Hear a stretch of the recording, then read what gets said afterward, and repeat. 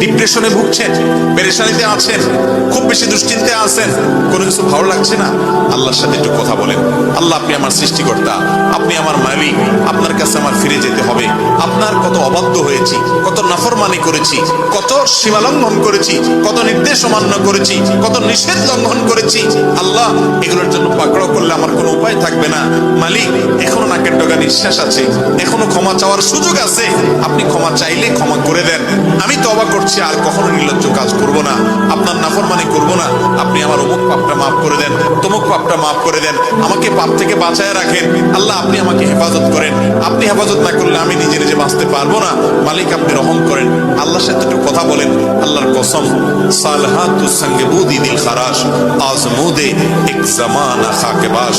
পাথর হয়ে বহুদিন ছিলেন ভাই, একটু আল্লাহর সাথে কথা বলেন, চোখের পানি ফেলেন, দোয়া করেন। বিশেষ করে ভোর রাতের দোয়া, ভোর রাতের দোয়া, এটা গুলি মিস হলে মিস হয় না।